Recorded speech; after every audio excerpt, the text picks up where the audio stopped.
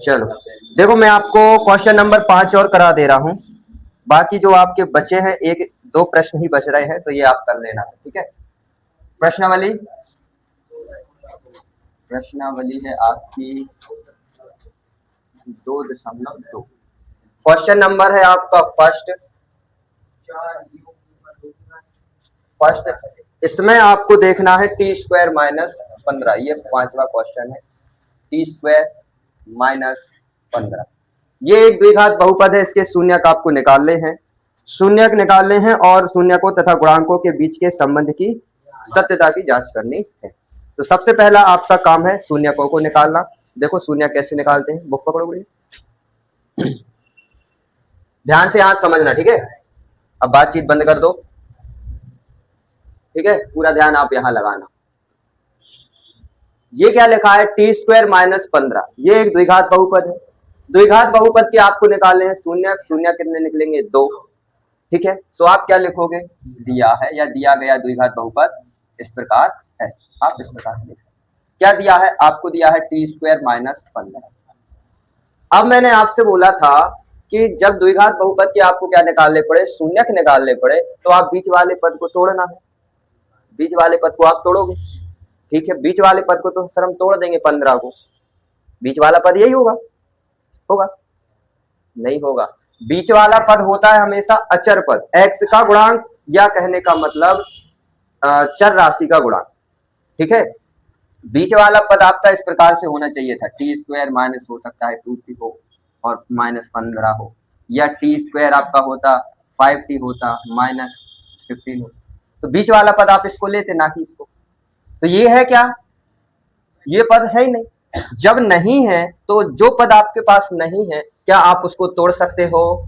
भाई जो चीज आपके पास है ही नहीं उसको आप कुछ नहीं कर सकते। तोड़ सकते हो क्या? नहीं। तो फिर इसको कैसे हल करेंगे? तो आपको क्या करना है, आपको लिखना है इस 15 को लिखना है करणी 15 का वर्ग लेने पर। 15 को आप क्या ले लो, 15 को आप करणी 15 का वर्ग ले लो। क्या कोई फर्क पड़ेगा? बिल्कुल नहीं पड़ेगा। क्या करणी 15 का जब आप वर्ग करोगे तो वर्ग से ये वर्गमूल कट जाएगा, क्या 15 ही आएगा? मतलब हम 15 के स्थान पर करणी 15 का वर्ग ले लेंगे तो कोई दिक्कत नहीं। ले सकते हैं, ले सकते हैं कि नहीं? चलिए तो ये लेते हैं। ये क्यों लिया ये आपको आगे समझ में आ जाएगा। तो आप क्या लिखोगे, टी स्क्वायर माइनस 15 के स्थान पर रखना है करणी 15 और इसका वर्ग, ठीक है, इतनी बात।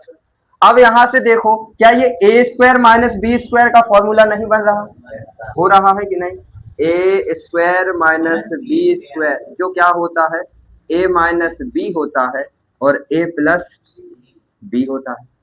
इधर ए किसको मानोगे, टी को मानना है, और बी किसको मानोगे, करणी 15, ठीक है। तो आप क्या लिखोगे, आप इसकी जगह ये लिख सकते हो क्या कि टी माइनस करणी 15 और टी प्लस करणी 15 लिख सकते हो क्या आप? ये कोई समस्या है इसमें? नहीं। तो ये क्या है, ये गुणनखंड है। ये क्या है, गुणनखंड। इनको 0 के बराबर कर दो आप, टी माइनस करणी 15 बराबर 0 या टी प्लस करणी 15 बराबर 0।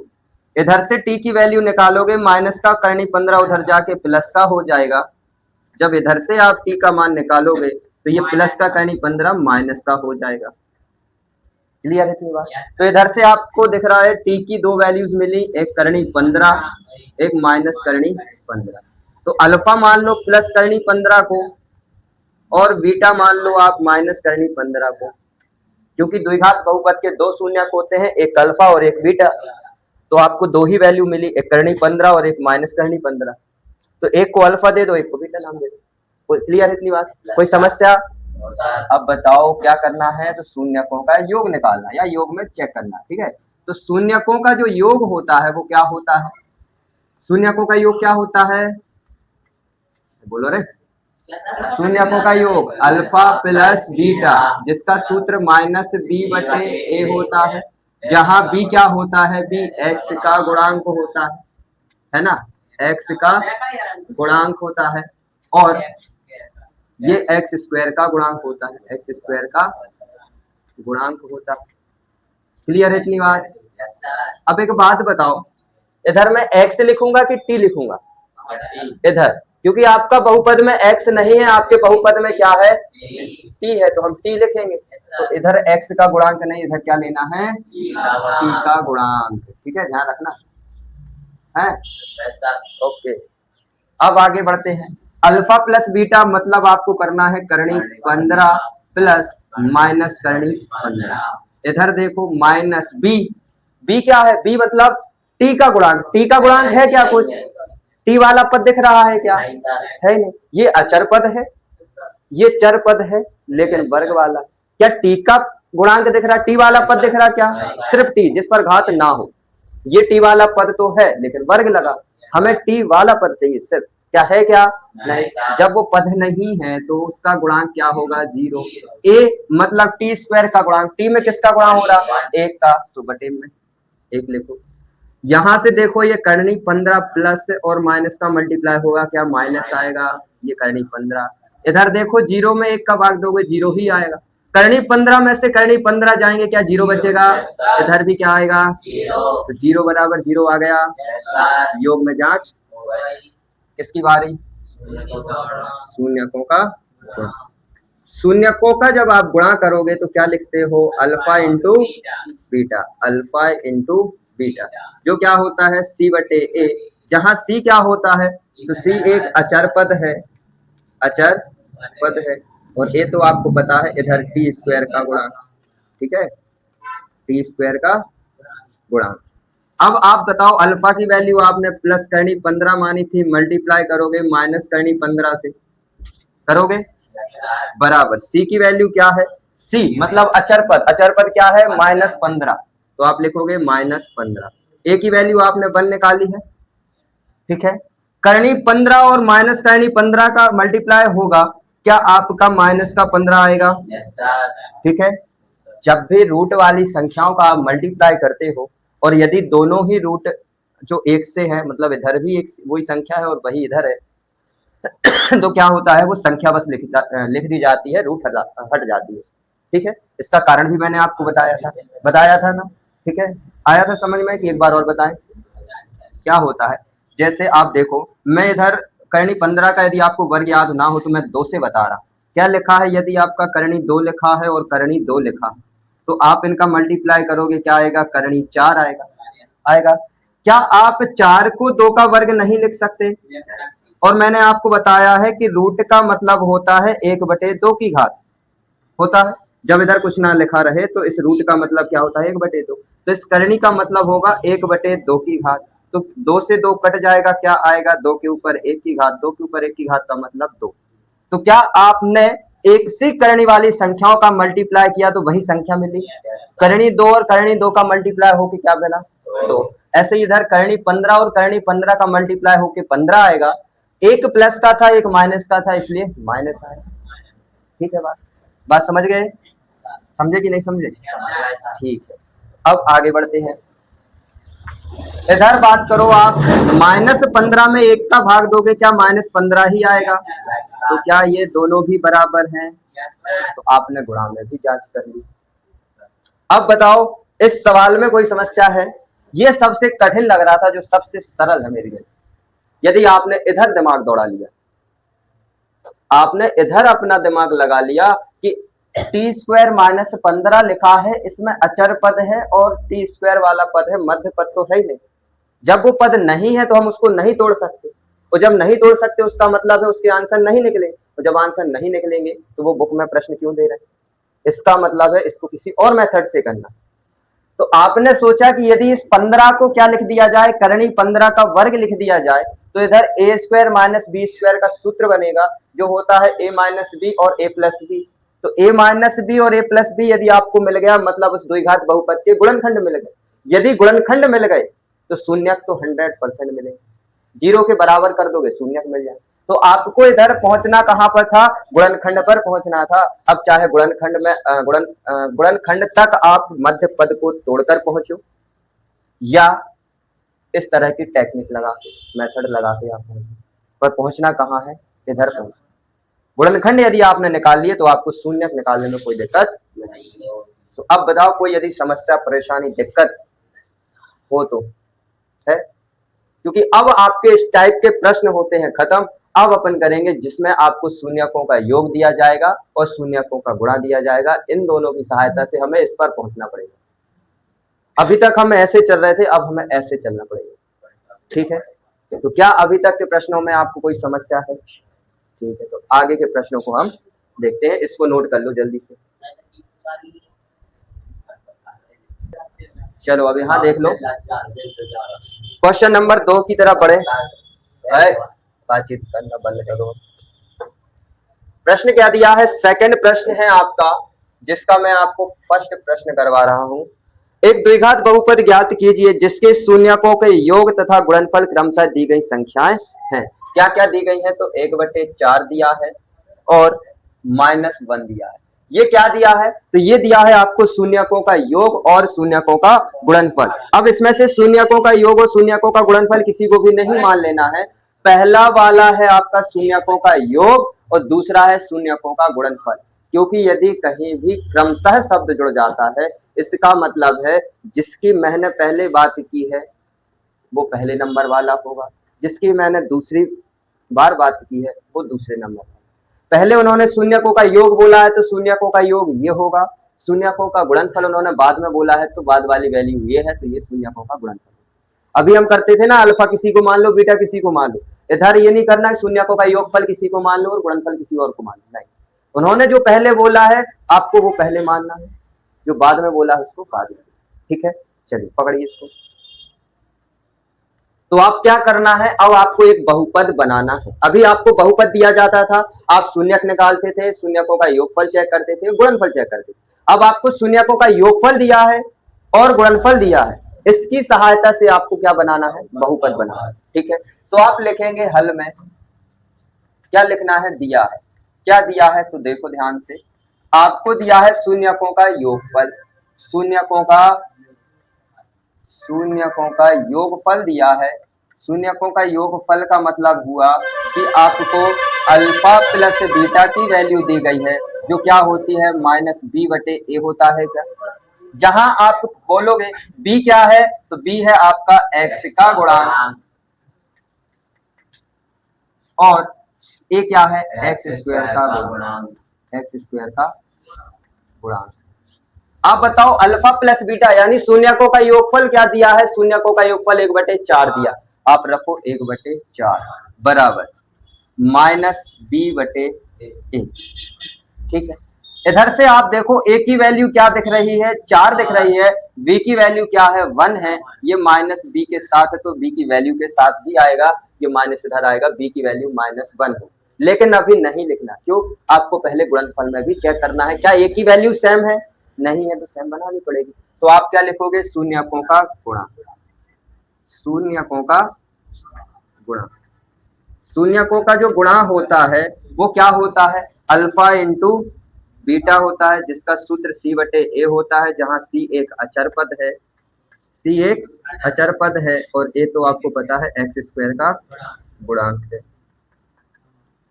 x² का गुणांक। अब एक बात बताओ, अल्फा इंटू बीटा की वैल्यू क्या दी गई है? -1 दी गई है, बराबर इधर c/a आएगा। क्या इसके बटे में 1 लिख दें, कोई दिक्कत है? नहीं है। तो एक बात बताओ, क्या इधर से a की वैल्यू 1 है और इधर से a की वैल्यू गड़बड़ काम है।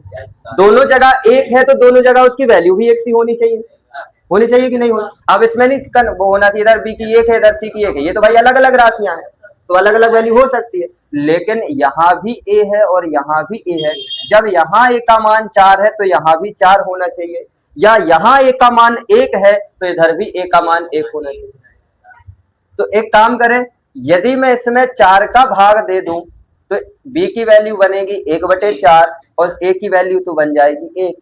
लेकिन भाग करने में वैल्यू बटे में जा रही है, इसलिए आप एक काम करो, इससे 4 को 1 मत बनाओ, 1 को 4 बना दो। कैसे बनेगा? तो इधर 4 से मल्टीप्लाई कर दो, इधर भी 4 से मल्टीप्लाई। भाई मैं ऊपर भी मल्टीप्लाई कर रहा हूं नीचे भी कर रहा हूं, कोई दिक्कत नहीं है। क्या कोई समस्या? आगे चल के यदि आपको -1/1 प्राप्त करना है, 4 से 4 कट जाएगा, यही मिल जाएगा। तो आप क्या करोगे, आप इसको लिखोगे -1 मल्टीप्लाई 4 और 1 मल्टीप्लाई 4, इधर c/a। तो आप बताओ इधर से -4/4 आएगा क्या, इधर से c/a आएगा। अब बताओ इधर a की वैल्यू क्या है, इधर क्या है, सेम हो गई, एक सी हो गई। अब कोई समस्या नहीं है। सो अब आपको क्या लिखना है, इधर देख लो, है ना। तो आप लिखोगे a बराबर क्या है, 4 है, b बराबर क्या है, b बराबर -1 होगा, b की वैल्यू 1 है लेकिन माइनस लगा तो -1 आएगी। c की वैल्यू क्या है, c की वैल्यू आप इधर लिख लो, c की वैल्यू क्या है, -4 है, साइन के साथ बोलो, c की वैल्यू -4 है, a की 4 है तो मैंने लिख दिया, b की वैल्यू -1 है तो c की वैल्यू -4 तो -4। तो अब आपको बहुपद बनाना है, क्या बनाना है, बहुपद। तो आप एक बात बताओ, द्विघात बहुपद कैसा होता है। तो मैंने आपको शुरू में बताया था, द्विघात बहुपद का जो मूल रूप होता है या व्यापक रूप होता है, मूल रूप वो कैसा होता है, वो ax² plus bx plus c जैसा होता है क्या। मैंने यही लिखवाया था शुरू में कि द्विघात बहुपद इस रूप में मिलेगा आपको, ax² plus bx plus c। तो द्विघात बहुपद का मूल रूप क्या होता है, ax² plus bx plus c होता है, ठीक है। अतः अभिष्ट बहुपद, अतः अभिष्ट बहुपद मतलब जो हमने ज्ञात किया है वो बहुपद कैसा रहेगा, तो वो आपका बहुपद क्या होगा। आप बताओ a की वैल्यू क्या है, 4 है, तो a की वैल्यू 4 रखो तो 4x² होगा क्या। b की वैल्यू क्या है, b की वैल्यू -1 है, -1 रखोगे तो क्या -x बस आएगा। c की वैल्यू -4 है तो आप -4 रखोगे, तो आपका बहुपद क्या बना, 4x² -x -4 होगा। यह है जो भी आपको लिखना है, यहां तक आपको काम करना है, आपका आंसर बस इतना काम करना है, इसमें और कुछ नहीं। क्या इस सवाल में समस्या है कोई, है एक बार फिर से समझ लो। देखो आपको प्रश्न में दिया गया था कि द्विघात बहुपद ज्ञात कीजिए, क्या ज्ञात करना है आपको, द्विघात बहुपद आपको ज्ञात करने, कैसे ज्ञात करने हैं। तो आपको शून्यकों का योग दिया है और शून्यकों का गुणा दिया, शून्यकों का योग 1/4 दिया था, शून्यकों का गुणा -1 दिया था, ठीक है। तो आपने लिखा दिया है, आपको दिया क्या है, शून्यकों का योगफल जो होता है अल्फा प्लस बीटा, जिसका फॉर्मूला होता है -b/a, जहां b होता है आपका क्या, b होता है आपका एक अचर पद, b क्या होता है, एक अचर पद। अरे b आपका x का गुणांक है, c अचर पद होता है। इधर क्या लिखा है वो नहीं पढ़ रहे, b क्या है आपका x का गुणांक होता है और a क्या होता है x² का गुणांक, ठीक है बात। अब आप बताओ अल्फा प्लस बीटा की वैल्यू 1/4 दी है भाई, अल्फा प्लस बीटा मतलब शून्यकों का योगफल, और शून्यकों का योगफल 1/4 दिया है, तो हमने एक योगफल 1/4 लिखा, बराबर उसके क्या होगा, -b/a होगा, ये सूत्र है, ठीक है। इधर से देखो b की वैल्यू 1 आ रही है, -1, और a की वैल्यू 4 आ रही है क्या, जो इसके सामने लिखा है इसकी वैल्यू है। b की वैल्यू -1 आएगी, भाई b के सामने 1 लिखा है, -1 क्यों बोल रहे हैं, तो क्योंकि इसके साथ माइनस का साइन है, तो इसकी वैल्यू के साथ भी माइनस का साइन है। a की वैल्यू 4 दिख रही है इधर से, तो a की वैल्यू 4 है और b की वैल्यू -1 है, ठीक है, कोई दिक्कत नहीं। इधर आ जाओ, शून्यकों का गुणा क्या होता है, अल्फा इंटू बीटा, जिसका फॉर्मूला होता है c/a बराबर, c क्या होता है, एक अचर पद, a होता है x² का गुणा। तो आपने लिखा अल्फा इंटू बीटा बराबर c/a, अल्फा इंटू बीटा मतलब शून्यकों का गुणा क्या दिया है, -1, तो आपने लिखा -1, -1 के बटे में 1 लिख दो, कोई दिक्कत नहीं है, हमने इसके बटे में 1 लिख दिया, बराबर ये किसके होगा, c/a के। तो c की वैल्यू -1 आ रही, a की वैल्यू 1 आ रही है, इधर a की वैल्यू 4 आ रही थी, इधर a की वैल्यू 1 आ रही है, काम दिक्कत वाला है। क्यों, क्योंकि इधर जब a है और इधर भी a ही है, तो दोनों जगह a का मान एक सा होना चाहिए कि नहीं होना चाहिए। तो इधर a का मान 4 है और इधर a का मान आपका 1 है। एक काम करो, 4 को 1 मत बनाओ, 1 को 4 बना दो, 1 को 4 बना दो। तो आपने क्या किया, इधर भी इस 1 को 4 बनाने के लिए क्या करना पड़ेगा, गुणा, इधर भी आपने 4 का गुणा कर दिया, इधर भी गुणा 4 का कर दिया। जब -1 में 4 का मल्टीप्लाई किया तो -4 आया, और जब 1 में आपने मल्टीप्लाई 4 का किया तो प्लस का 4 आया। तो देखो इधर से c की वैल्यू अब क्या हो गई -4 और a की वैल्यू क्या हो गई 4। इधर भी a की वैल्यू क्या है 4 है। ठीक है, अब एक काम करो, a की वैल्यू 4, b की वैल्यू -1, c की वैल्यू -4, ये आई मिली ये वैल्यू आपको इन दोनों से। अब इनको कहां रख दो, द्विघात समीकरण जो द्विघात बहुपद का जो मूल रूप होता है उसमें। द्विघात बहुपद आपका किस रूप में होता है, ax² + bx + c के रूप में होता है। तो आप a की जगह a की वैल्यू जमाओगे, a की वैल्यू 4 थी इसलिए 4x², b की वैल्यू जमाओ, b की वैल्यू -1 थी, -1 का मल्टीप्लाई x से करोगे -x आएगा तो -x, c की वैल्यू -4 थी इसलिए -4। तो आपका बहुपद क्या बन गया 4x² - x - 4, ये आपका बहुपद बन गया। जब आप इस बहुपद के शून्यक निकालोगे, जब इस आप बहुपद के शून्यक निकालोगे और उन शून्यकों को जोड़ोगे तो 1/4 आएगा और उन शून्यकों का गुणा करोगे तो -1 आएगा। बात समझे? लेकिन हमें वो काम नहीं करना, हमें तो बहुपद बस निकालना था, हमने निकाल लिया। तो क्या आपको ये बात समझ में आई, ये प्रश्न आपको समझ में आया? ऐसे ही फिर सारे प्रश्न हैं इसी कॉन्सेप्ट पर, इससे ही मेथड, कोई चेंजेस नहीं है। बस चेंजेस आपको वहां करने हैं जहां पर ए की वैल्यू सेम ना मिले। यदि आपको ए की वैल्यू एक सी मिल रही है तो ना तो किसी का गुणा करना, ना कुछ भाग करना, ना जोड़ना, ना घटाना। ठीक है, गुणा आपको या भाग आपको वही करना है जहां पर ए की वैल्यू आपको एक सी ना मिले। तो वहां एक सी बनाने के लिए आप गुणा या भाग कर सकते हैं, लेकिन जहां ए की वैल्यू आपको पहले से ही एक सी आ रही है, एक जैसी आ रही है, तो फिर वहां पर ना आपको गुणा करना है ना ही। बात समझ गए? ठीक है, करो इसको जल्दी से। ठीक है, सेकंड क्वेश्चन करवा रहे हैं, फिर आपको सारे क्वेश्चन आपको ही करने हैं। ठीक है,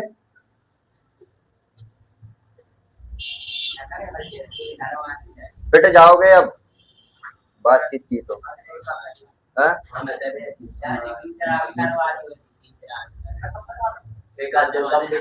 चलो बस।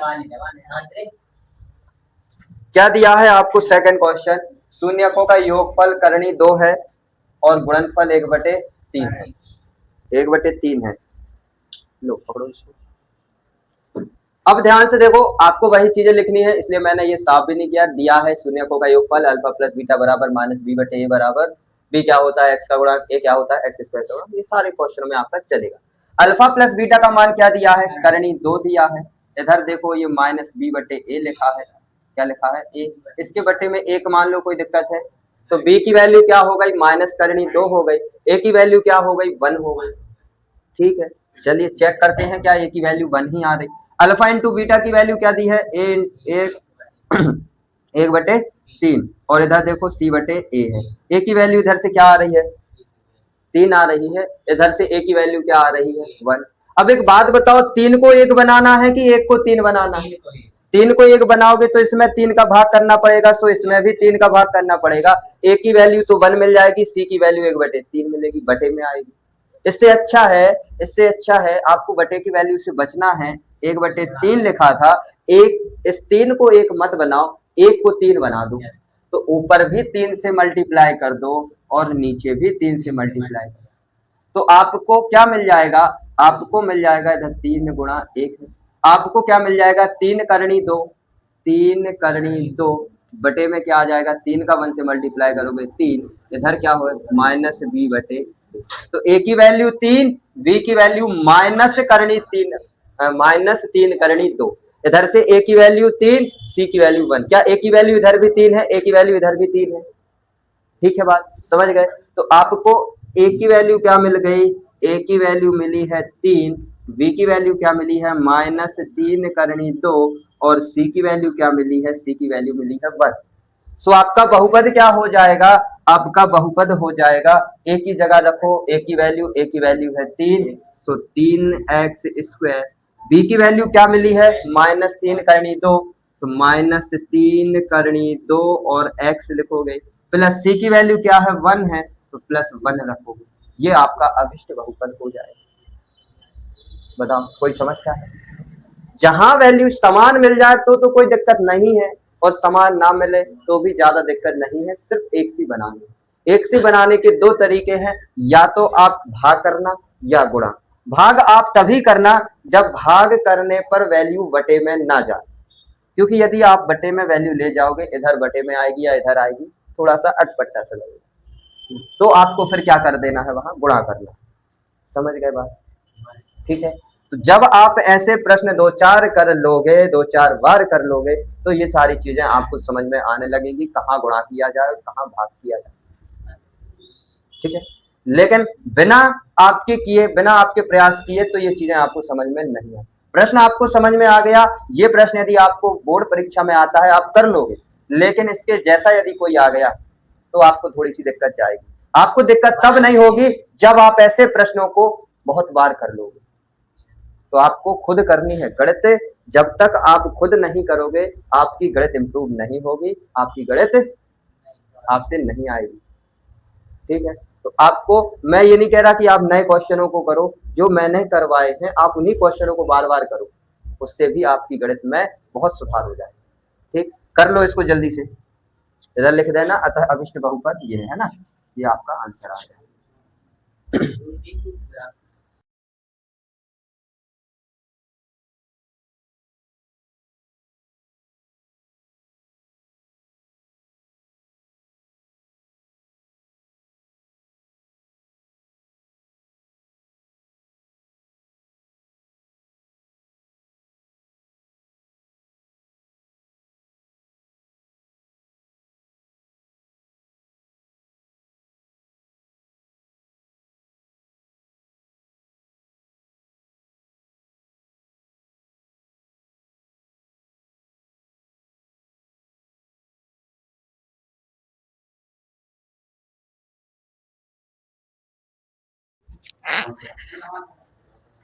ठीक है, जीरो करनी 5 दिया तो आप शून्यकों का योगफल 0 हो गया, और सेकंड नंबर पे वैल्यू क्या दी गई है आपको, करनी 5 दिया, आपको गुणा दिया गया है। ठीक है, सो आप लिखोगे 0/1 बराबर -b/a, क्योंकि 0 के बटे में 1 भी कर दो 1000 कुछ भी फर्क नहीं पड़ेगा, 0 ही आंसर आएगा। साथ में आप यहाँ से देख रहे हैं a की वैल्यू क्या आएगी 1 और b की वैल्यू क्या आएगी 0।